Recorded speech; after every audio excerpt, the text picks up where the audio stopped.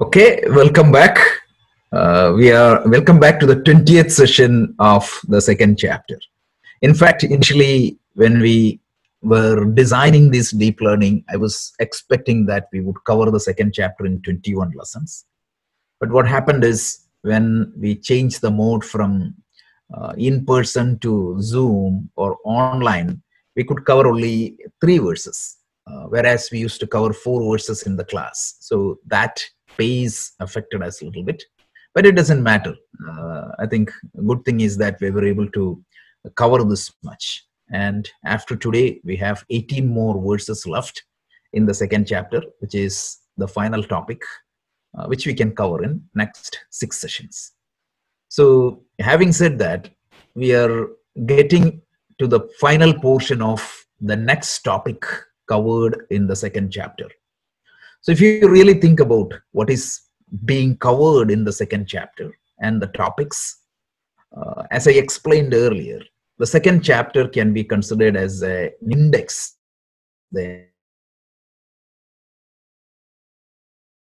So the second chapter touches almost all the topic covered in the Bhagavad Gita. So the first topic was again a restatement of the problem. Whatever problem we have given, that problem is restated. And the problem is we are subjected to sorrow. What creates us sufferings and sorrows is a variable from time to time. Please keep this in mind. What disturbs us or what creates suffering in us, it is a variable from time to time. But that something is going to create us a problem is a constant. We analyzed this topic in depth when we went through that first portion. As a child, like a balloon would have been good enough, and the global corona may not have been an issue. But when we grow further, what exactly that creates disturbance in us varies. But constantly, we are subjected to worry, anxiety, pain, and everything. And why this is happening, that is the topic of the second portion of the Gita, which is from verse 11 to 37. It is the solution for the fundamental human. What exactly is the solution? That is what is being discussed in the second topic. First topic again is the problem statement, and second topic is what is the solution. So what is the solution? We found that it is the knowledge about yourself. And the solution is you cannot also avoid in doing what needs to be done. So this topic is discussed in 3 different levels. And the first level is a spiritual perspective, right? And what needs to be done. And then from a dharmic perspective, which is from verse 31 to 33, it is discussed. Remember, we talked about the Swadharma. That was the famous discussion we had. Means it's not famous discussion, but it is a very famous quotes we use from Maharaja Guru. And from 34 to 36, the same problem is addressed through the Laukika angle, meaning the worldly point of view. So these 3 angles we saw what needs to be done. You have to know yourself. You have to do what needs to be done. This is the solution. But the problem is how this needs to be implemented. What exactly that is preventing me from knowing myself? And also how should I go towards that? And that topic is introduced as something called yoga, and whereas the what part is known as Samkhya. Samkhya is the knowledge and yoga is the how-to part. So we saw 2 definitions of yoga so far, and also we saw what is yoga, karma yoga in depth, a brilliant elaboration of karma yoga, which is the chapter 2 verse 47. It defines, it elaborates and it unfolds karma yoga. Karmani evaha adhikarahate. The choice or control given to you is only on the action and not the fruits or not the results. And then what happened? Ma phaleshu kadajana, not on the results. Ma karma phala hedurbuhu. You are not the author of the results. You are only the author of the action. So therefore, focus your effort where you have control. This is the essence of karma yoga.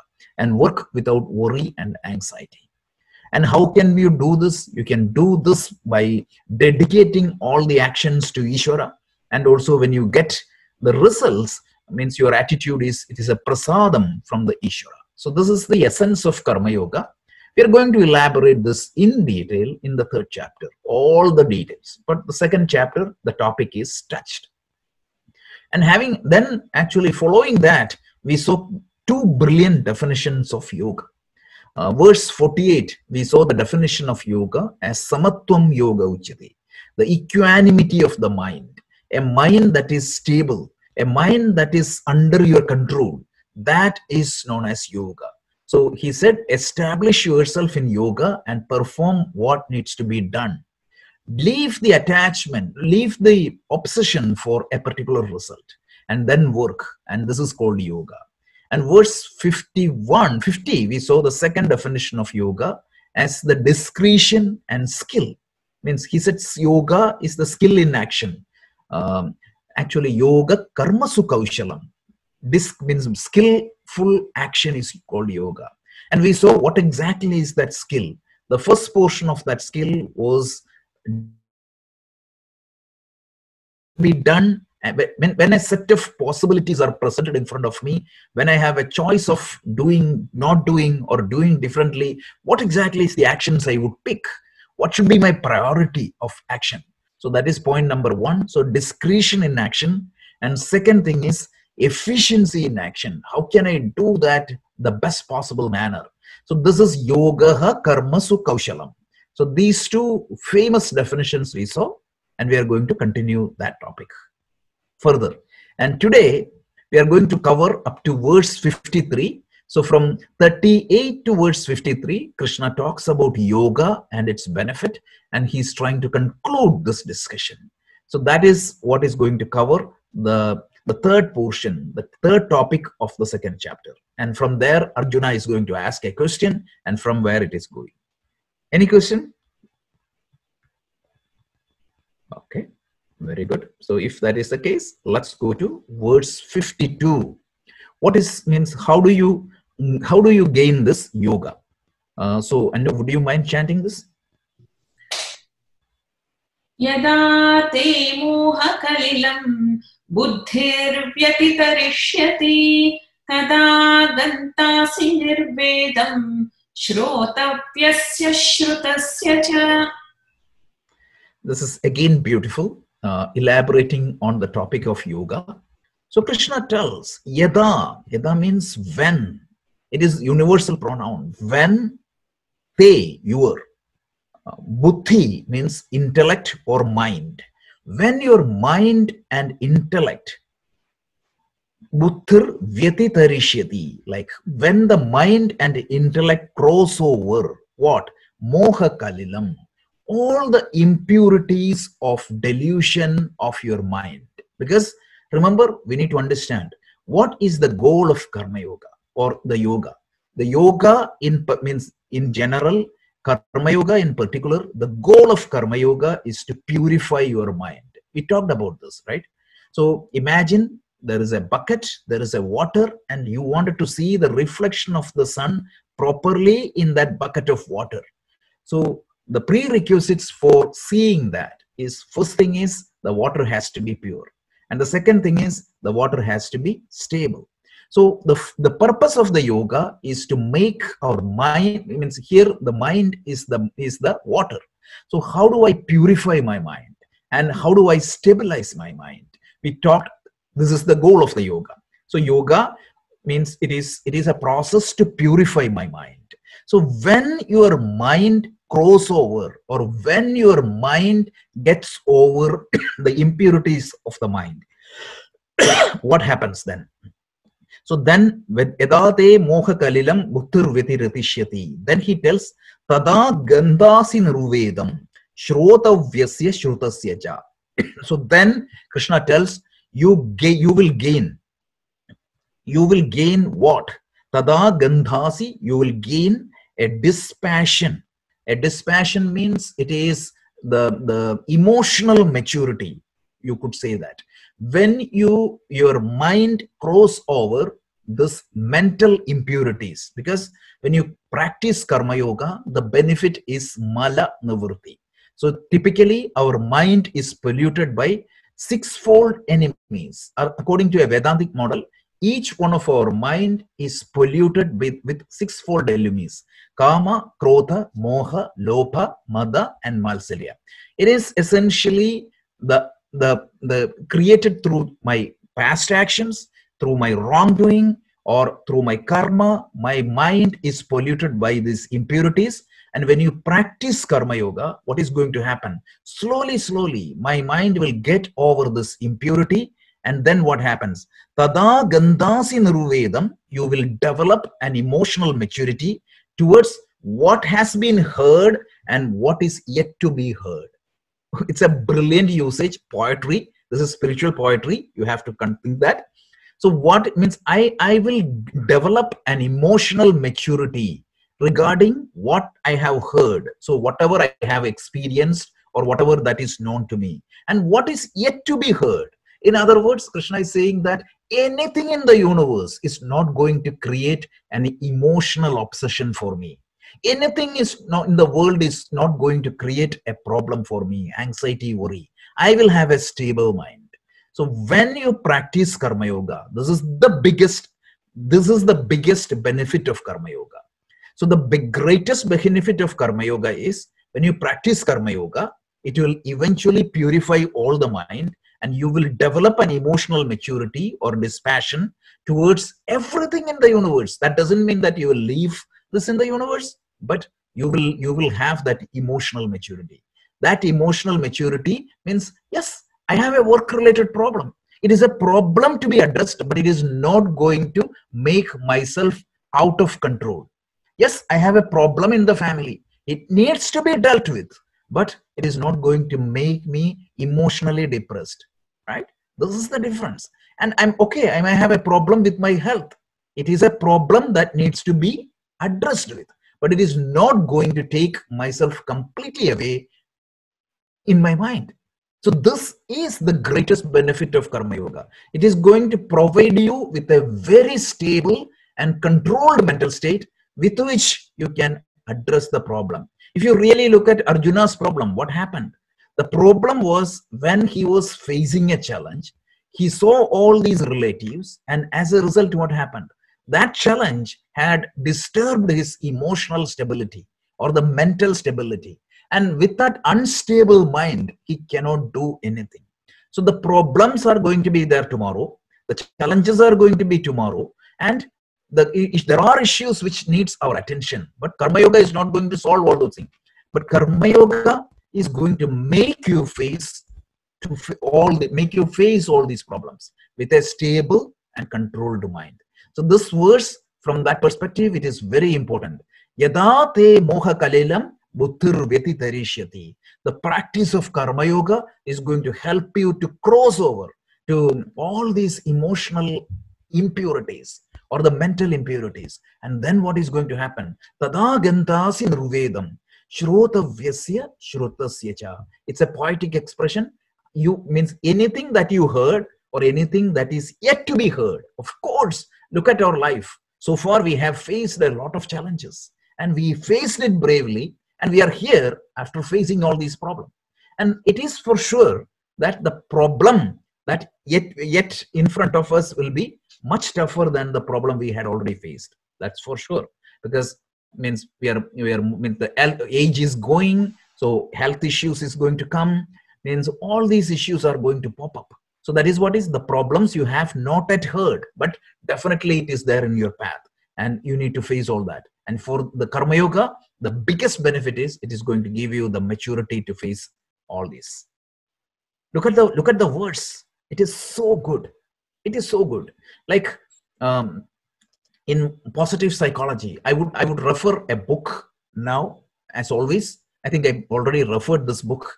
It is called Authentic Happiness. And Rajesh, I think it is there in our library, right? Authentic Happiness by Seligman. Yeah. Yes, so, it is. Yeah, it is there in our library also. So you can take that book and read it. So Authentic Happiness by Dr. Seligman tells the shift in psychology, means the psychology that was prevalent 50 years back, like the behavioral psychology or the cognitive psychology. The cognitive psychology and the behavioral psychology means it used to address problem. but it is never used to make you face the next.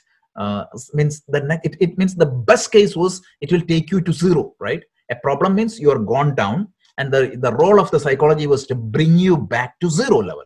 But it never elevated you from 0 to say 10. And you need a different skill set.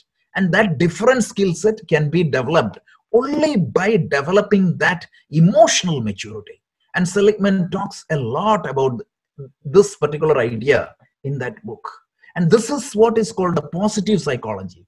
It is the latest branch of psychology, which is going to say that you need skills not to avoid problem just, but you need skill but to improve your happiness, right? That's the difference.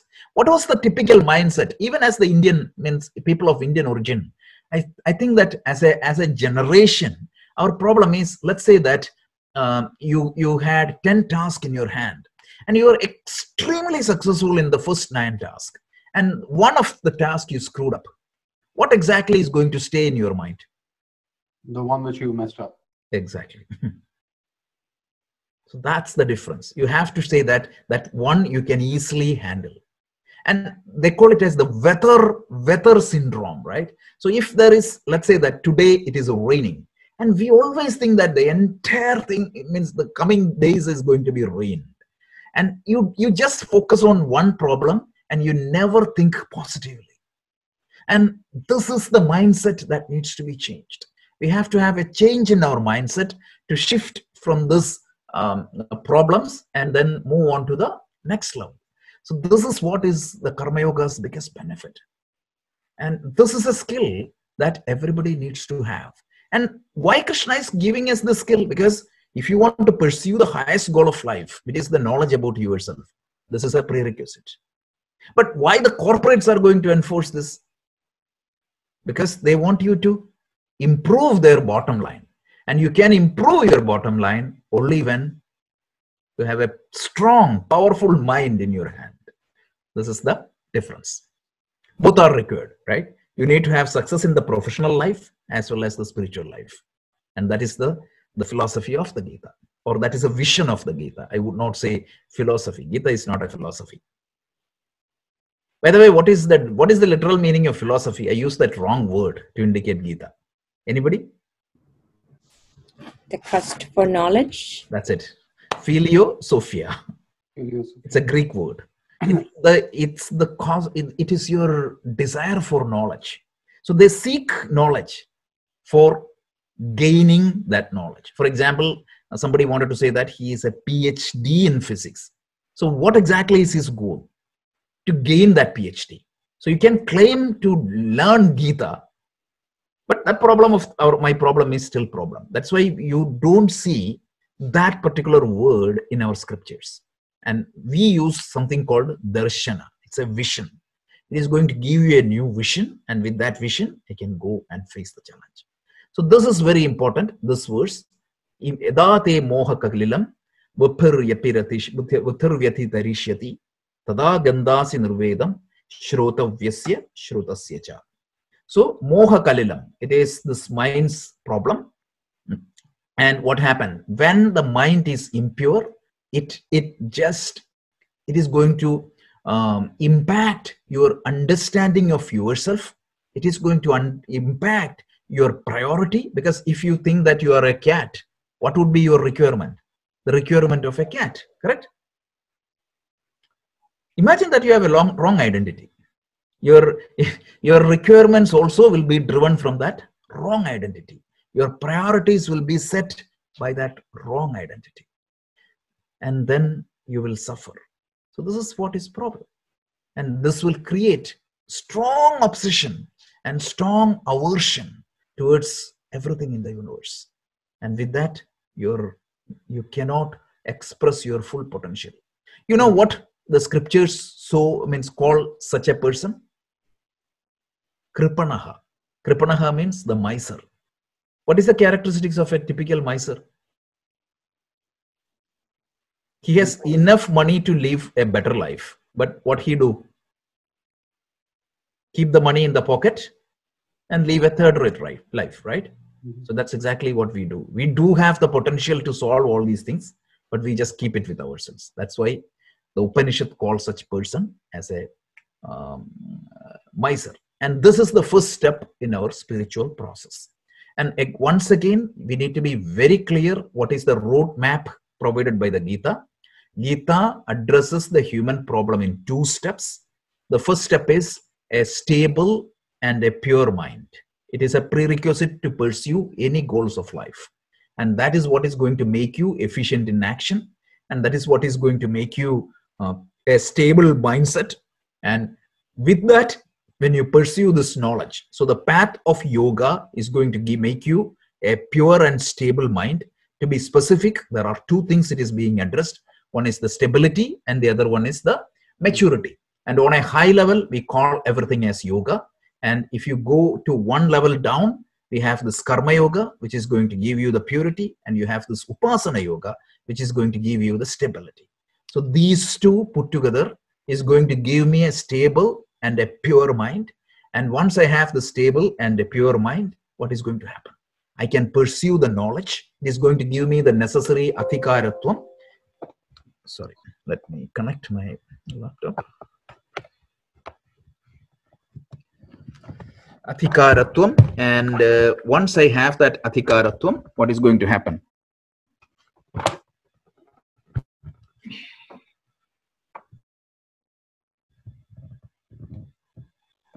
Yep, the adhikaratvam is going to give me the necessary it means prerequisites to gain the knowledge. So this is the famous verse. Again, we are getting into the conclusion. Why yoga? That is what is being addressed. So let's go to the final verse of this particular topic. Here we are going to see the 3rd definition of yoga. So the 2nd chapter is going to give 3 definitions for yoga. We saw the first definition on verse 48 as samatvam yoga uchyate. Second definition was given on the verse 50, which is means yoga karma sukhaushalam. And the 3rd definition of yoga is yogaha samadhi. That is the definition. So let's see. Anu, would you chant? Shruti vipratipanna yada sthasyati nischala samadhavachala buddhihi tada yogamavapsyasi. Samadhavachala buddhihi tada yogamavapsyasi. When the mind is firmly established in samadhi, yoga happened. So yoga is a state. It is defined as when the mind is stable in samadhi. That is what is called yoga. So let's see what exactly Krishna means. So he tells, Shruti vipratipannati yada sthasyasi nischalaha. So Shruti means when, yada, again when, te, your, buddhi, mind or intellect, right? When your mind or intellect, sthasyasi is no longer or stabilized, no longer distracted by Shruti vipratipannati, whatever you heard from the scriptures. Okay, so I want to introduce a term called material spiritualism. Lot of people, right? Most of the devotees, what is their goal with their spiritual practices? A happier life, a happier material life. Correct. Why means think about this. Why do they follow the material world? Why are they going to work, try to earn more bonuses? Why are they trying to get promoted? Why are they doing to do all these things? Why are they doing some part-time businesses? Everything. Why? A comfortable life. Yeah, it's for a better life. There is nothing wrong in that. Correct? So you want better money, you want a better lifestyle, you wanted to send your kids to the best college, all that is the goal. That is fine. This is the material goal. And a lot of people, they say that they are spiritual. What exactly is their goal? If you go to the temple and listen to the prayer, what do you hear? Oh Lord, send my child to this school. Correct? Or get me promoted. Correct? Or keep my job stable. There is nothing wrong in that. And just mind you, right? There is nothing wrong in that. So material spiritualism, that's what it is. 95% of the people take the scripture or invoke God for that purpose. But what Krishna is saying is that once you practice the karma yoga or yoga, what is you're going to gain is you gain a dispassion. It is not that you are going to renounce all that, but you gain some emotional maturity to understand that whatever you are gaining or losing is not what is going to determine your state of happiness. This is very clear. Means last week I talked about the 3 levels of happiness. If you want, just read that book, Authentic Happiness, which is going to tell you what exactly is the definition of happiness. So typically we think that these by gaining XYZ, you will be happy. But practically, if that is the case, as I always quote, when you're studying in India as a college student, what was your aspiration? If you could think about what you achieved now, wouldn't that be the complete definition of the happiness at that point of time? I still remember Kailashji's famous example in the class. That was fantastic. He was telling me that when he was in the college, his desire was, I don't know whether Kailashji is there. Like his definition was like 1,000 rupees, means 4-digit salary, a moped and a job in Wipro, if I remember correctly. Yeah. Yeah. Right? That would have been made him completely happy and contented. And now we have 1,000 times more than that. But I feel we were more happier at that point of time. So that is what it is. Don't connect the state of happiness with the material success and gain.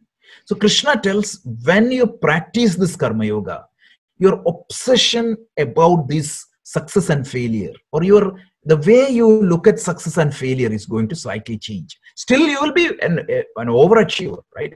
So you will change from a fixed mindset to a growth mindset. That is the direct application of karma yoga. You will be more efficient, you will be earning more, you will be achieving more, but you won't be obsessed with anything.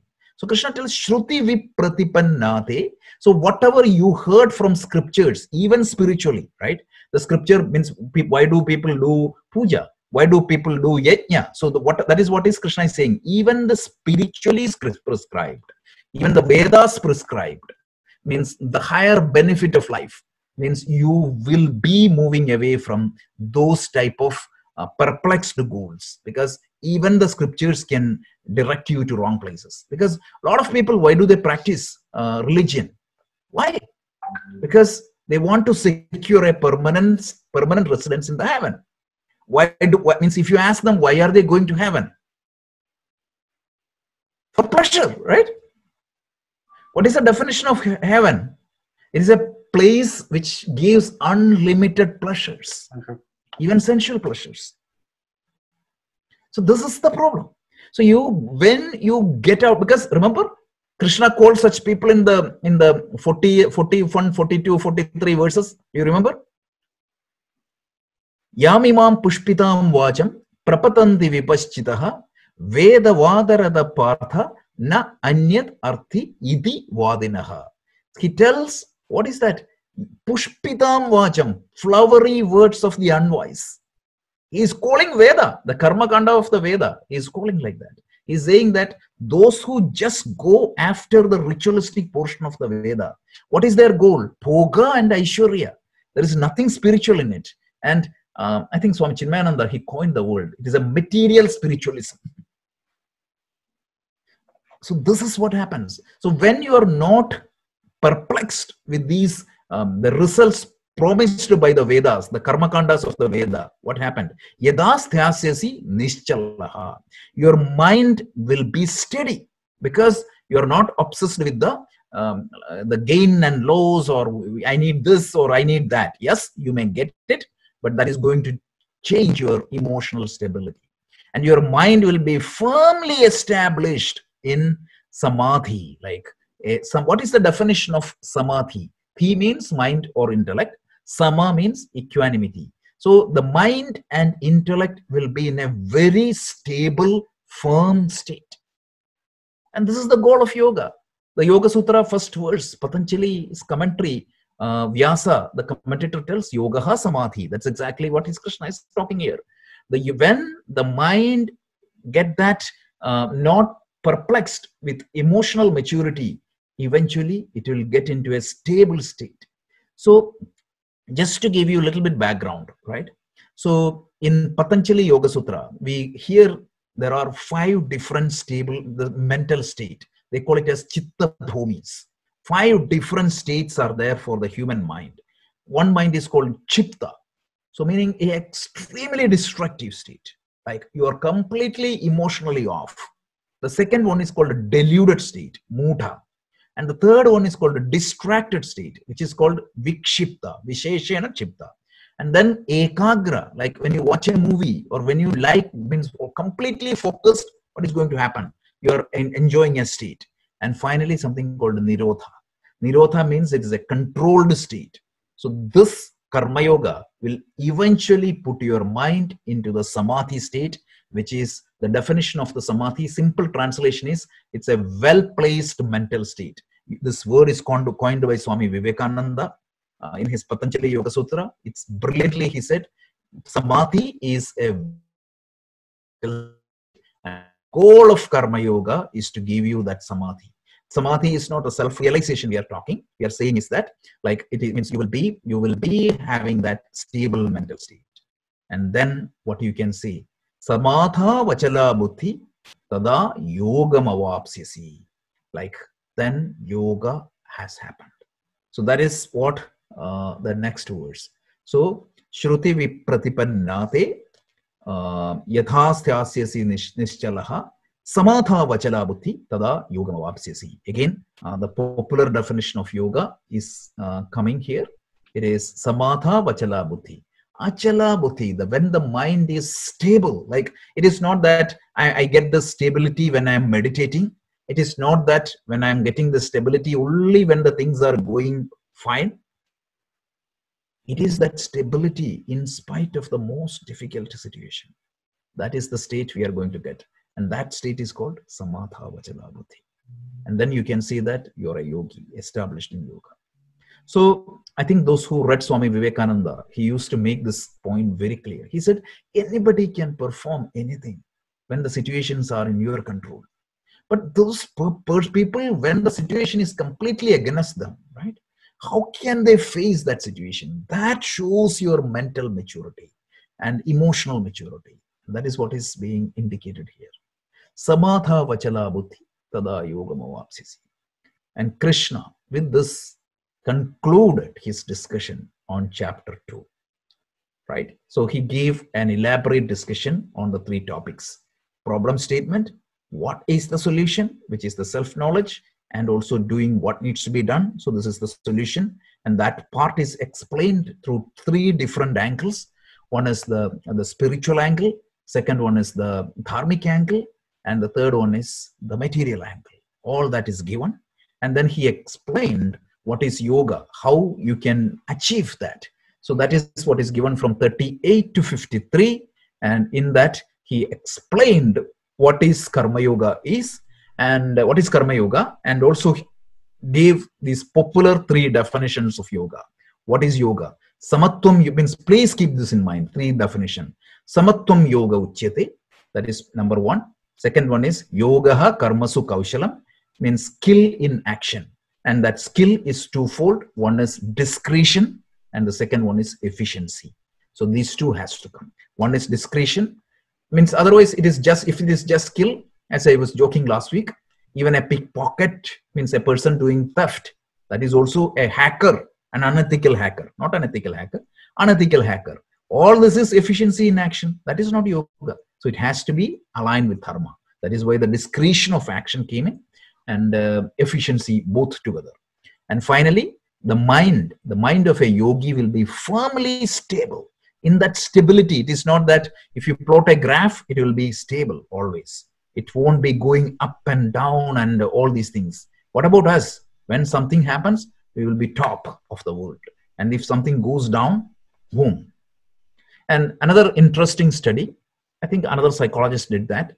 They tried to measure the happiness index of these people who are winning lottery. Anybody read that stories? It's very interesting. Do you know, by the way, do you know like those who wins lottery, after some 10 years, 15 years, if you go back, most of their state is even more broke than bankrupt. when they started. Yeah, a lot of people. And if you measure their happiness index, right? So let's say that their default happiness index was 2. When you get the lottery, what happens? It will be 35, off the chart. Yeah. And do you think that that 35 will be remaining always as 35? As days goes by, what is going to happen? It plummets. It will come back to that 2. That is what it is saying that. Think of that. Yeah. And even the other day, somebody was talking to me. And of course, I know that how critical it is. Somebody was saying, okay, if you had a green card, I would not have been happy asking anything to God. I was just looking at myself. When he told me, right? It's the same story. Like when you are in need of that green card, if you think that, oh God, if I get this green card, I won't ask anything more. Once you have the green card, something else will come. There's nothing wrong in that, but you have to understand that. So this is going to help you to gain that stability. By the way, this stability is mandatory for anything. Now the question is, so Krishna defines yoga, and he said like one of the greatest benefit of this karma yoga and the yoga of knowledge, and eventually you will gain a dispassion. That is the word Krishna used, right? He said like you will be, the word dispassion has a negative meaning also. You may become indifferent. You don't care. You don't care about your success. You won't strive for a promotion. You won't do like try to succeed in life, means so-called definition, right? You don't, it doesn't matter whether I got A++ or like B+ or B-. It doesn't matter. You are not worried about anything. So this might have created a confusion in Arjuna, thinking that, oh, is he talking about a state which is completely passive, completely indifferent? That's a doubt can come to each one of us. So Arjuna is going to ask that question to Krishna. So Arjuna asking a question, and the theme of that question is, hey Krishna, you talked about a man of the stability, a man of self-realization, a person who has gained samadhi and know the self. So that is the ultimate Krishna was talking. Let's assume that somebody gained it. What is his attitude towards life? Is he going to run away from life? Actually, like when a small child comes and smile at him, is he going to be like a rock? And somebody passes, some dear and near passes in the family, is he going to be like a stone? Just say that Nainam Chindanti Shastrani. So that's a natural doubt that can happen to each one of us, right? That can come to any one of our mind. That's what I was thinking. I was going to ask this question. Any logical person will have that question. So that is why brilliance of Vyasa, Arjuna is asking that question. So let's see that. But before that, we covered the third topic. So do you have that road map or the major division of the topics in your mind? The second chapter is an index of the Gita, which touches almost every topic in the Gita. That is point number 1. In fact, I will tell you like 1, 2, 3, 4 major topic in the second chapter. First topic is the problem statement. Of course, you need to know what problem you are solving, right? Otherwise, you cannot solve it. So that is the first verse 1 to 10 is the problem statement. In fact, a restatement of the problem, because the entire chapter 1 was a problem statement, and the second chapter, verse 1 to 10, is a restatement of the problem. And then from verse 11 to 37, it is a summary of the solution, meaning you are not supposed to get into that unhealthy mental state, and you have to gain the self-knowledge. This is the solution given by Krishna, and this is being explained as 3 different parts. The first part is 11 to 30 is the spiritual solution. Within that spiritual solution, what Krishna did was, any living being, any jiva has 3 dimensions, he said, right? There is a physical dimension, and there is a soul, and there is an atma. So you need to understand the difference between these three, and also you need to understand who are you in fact. Are you the body, or are you the soul, or are you the Atma? So we saw that we are the Atma with a possession of the soul and the body. And we saw that what is death, we saw what is transmigration, and we saw what is the law of karma. All those topics we discussed elaborately. That is why we took 20 lessons. So that is majority of our discussion was on that topic. And if you remember, we had to do 1 or 2 supplementary lessons. We went through the entire karma theory. We went through the topic body, soul, and Atma as separate like breakout sessions or supplementary topic. And then we came to the second argument, which is the dharmic argument. And finally, we came to the third argument, which is the laukika, or the worldly point. And then we came to the third topic, which is the yoga, introduction to yoga, which is 38 to 53. So Karma Yoga is clearly explained. Karma Yoga is marketed initially. He said the Karma Yoga or the yoga is free from the typical problems of the other things, like Neha Kvip Kramana Shosti, Pratyavayo Na Vidyate, Solpam Apyasya Dharmasya Trayate Mahato Bhaya. Like even if a little bit of practice of this yoga can save you from greatest fears. And then Krishna criticized even people who use scriptures for and get lost in their spiritual path. And the word used was very powerful, extremely powerful word he used. Yamimam pushpitam vajam prapatandi vipaschitaha. Pushpitam vajam of the vipaschitaha. Flowery words of the unwise. That is considering Krishna's dignity, I don't think he can go anything down. So that was a very strong usage. And then he said, like, people who are just waiting for heaven, that is not an ideal thing. So that thing we saw. And then we saw the Karma Yoga, means the role of scripture. He said it is only a roadmap. Once you reach the destination, the scripture has no role. We saw the Vedic statement, Vedo Avedo Bhavati. And also we saw, right, Yavan Artha Utapane Sarvada Samplutotake Tavan Sarveshu Vedeshu Brahmanascha Vichanataha. That we saw. Those was beautiful. And then we saw what is Karma Yoga. Karmani Yevaha Atikara Hatve Ma Phaleshu Kadajana Ma Karma Phalahe Durbhohu Ma Desan Kosta Karmani. That the control you have is only on the work, not on the results. So therefore, don't consider yourself as the author of the actions, the results. Focus where you have control, which is on the action. This is probably one of the best statement of the Bhagavad Gita. Means this is most important statement. And then 48, we saw that Yogastaha Kuru Karmani Sangam Tetwa Dhananjaya Sithya Sithyu Samopukta Samitvam Yoga Uchati. So yoga is the samatvam, and then we saw yoga is the dexterity in action or skill in action. The skill in action means discretion and like efficiency. And finally, we saw that yoga is samadhi. This is the summary, 5-minute summary of the topics we covered so far. Is it clear? At least you know the flow, right?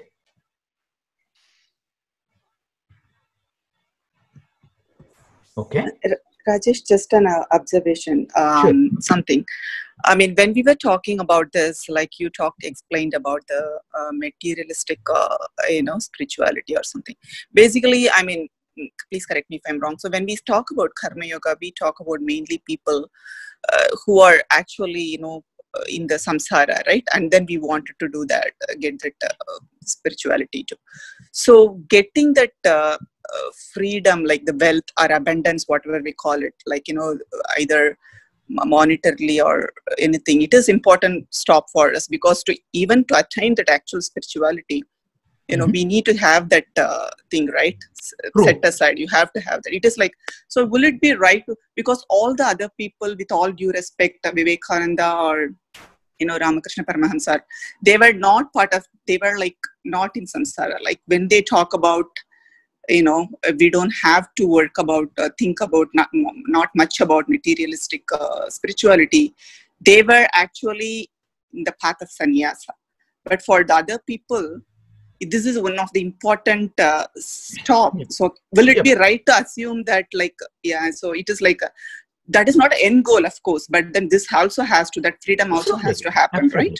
Absolutely. So the difference is, I think, either I might have misspoken or you didn't hear me properly. We didn't say that the material goal is not important. We need no, to I'm just clarifying. So it is like a stop, like right. It's like so not that, the end and goal. even Vivekananda, he never said that, right? For the first statement he said was, before you study Gita, go and learn football, because you have to have a strong body, strong mind, and a material success. So even though he was wearing orange robe, he never undermined. Neither Krishna nor Vivekananda, any one of them, never said that material progress is not required. So the question is, if you're so much obsessed with this result, what is going to happen? Right. The way you, means how can you achieve material success? Only by performing well in the world outside, correct? How can you gain the promotions? Let's say that you're trying for a promotion. For that, you have to work efficiently. You have to show your value. But if you're so much obsessed with the particular result, what is going to happen?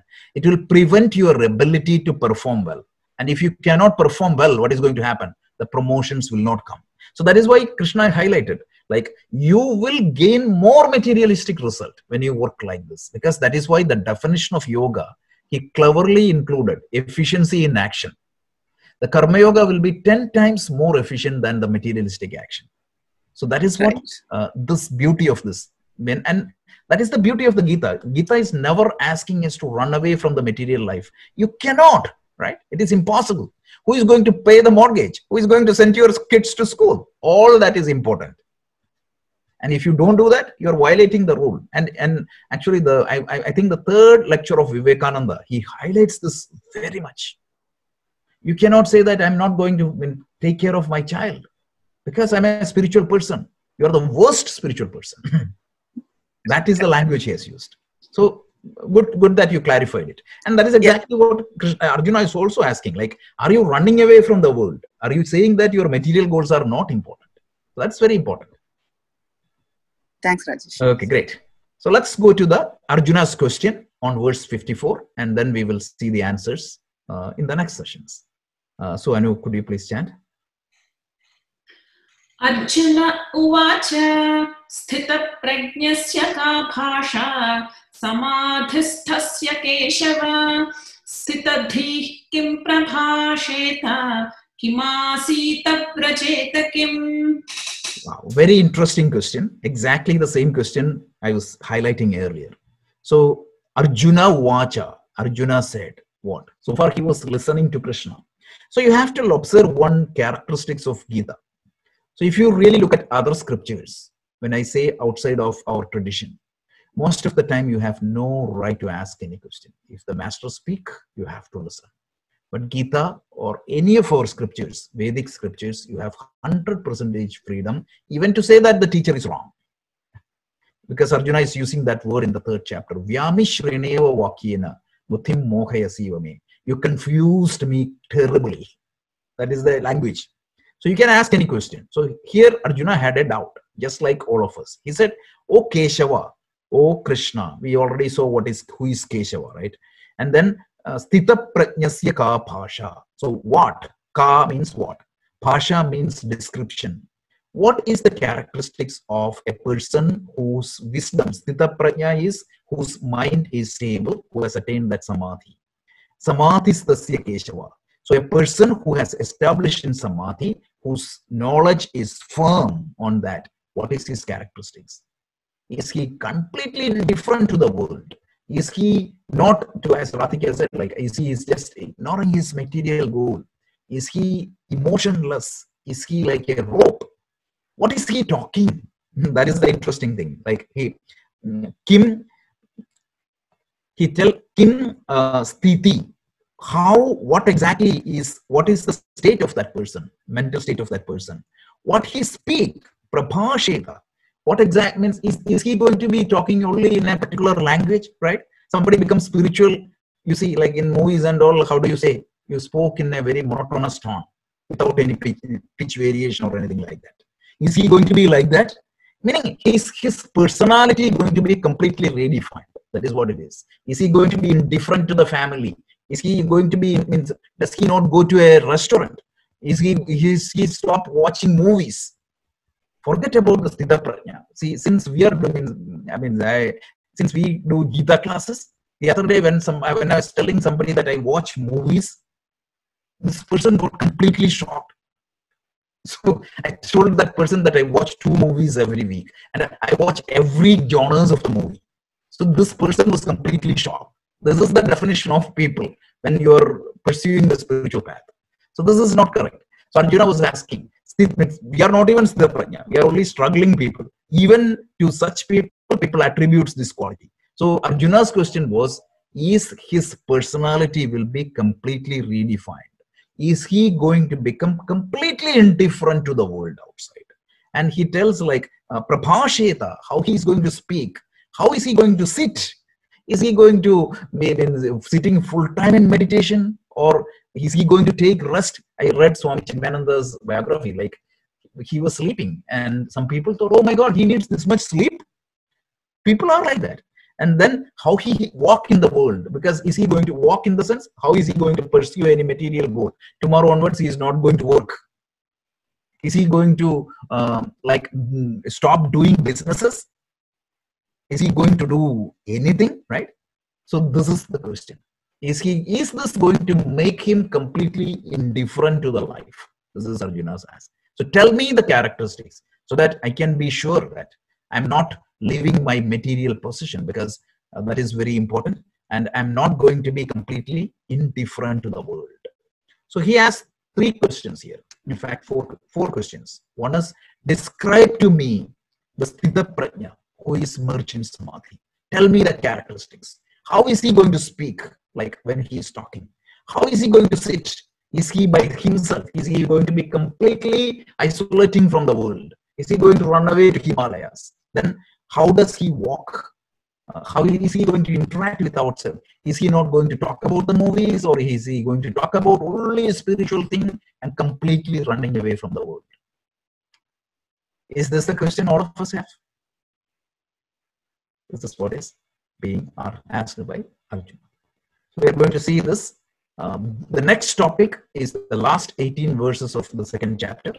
And this is known as Sthita Prajna Lakshana, the characteristics of a man of realization or a man of steady wisdom. And let's try to see what exactly he is and what is his characteristics. Is he running away from the world or not?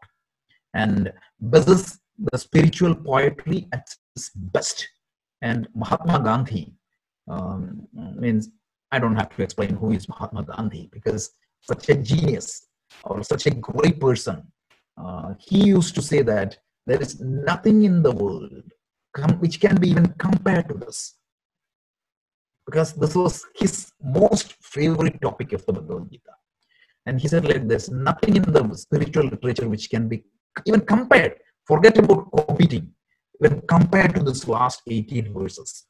We have to see these step by step. So we'll see that from the next sessions. So let me make a pause. Any questions? Yeah, Rajesh, 2 questions. Sure. Can you repeat the 6 impurities of the mind? Kama, Krodha, Moha, Lobha, Mada, and Matsarya. This is called as Shad Vairis, or the 6 impurities. Again, this is a model. That doesn't mean that impurities are limited to that much, but this is for the ancient world view, because right now we know that there are 128 plus emotions. One of the book we have in our library is called Emotional Intelligence More Than IQ. If you go to the appendix of that book, we get a detailed list of all the emotions. And any such emotions out of proportion is an impurity. And can you repeat the 5 states of human mind according to? Okay, they are Chipta, which is called a destructive state; Vikshipta, which is called a distracted state; Mudha, which is called deluded state; Ekagra, which is called a focused state; and finally Nirodha, which is a controlled state. These are the 5 Chitta Bhumis. This is a model created by Patanjali, Maharshi Patanjali in his Yoga Sutra. Thank you. Any other questions? Thanks, Rohitji. Rajesh, can we how do we say what is spiritualism, like in a brief, like if I want to tell to my son or to a friend, how do we define, or even to myself to get a clarity? I understand we need the purity of mind and stability of mind. Correct. These are the two requirements to pursue any higher goals of life. Forget about the spiritual goals. So if you want to pursue any goals, if you wanted to be efficient, if you wanted to face, because otherwise what happens, things goes good, you are fine. So these are two prerequisites for anybody to pursue any goal: a stable mind and a pure mind. With this, you can face any challenges in the world outside. This is the Krishna's definition. Remember the example I gave you the other day, a Chinese example. Somebody was riding a horse, and means people asked, "Where are you going?" They said, "I don't know." The where means ask the horse. Who want to be in control? You want to be in control, or your emotions wants to be in control? Again, for the modern generation, I would suggest read the book, this Emotional Intelligence More Than IQ. It is a fantastic book by Daniel Goleman. And those who are interested in knowing more about that, there is a second book by Goleman himself. It is called Brain and Emotional Intelligence, which is going to give you the neurological discussion of this topic. Beautiful.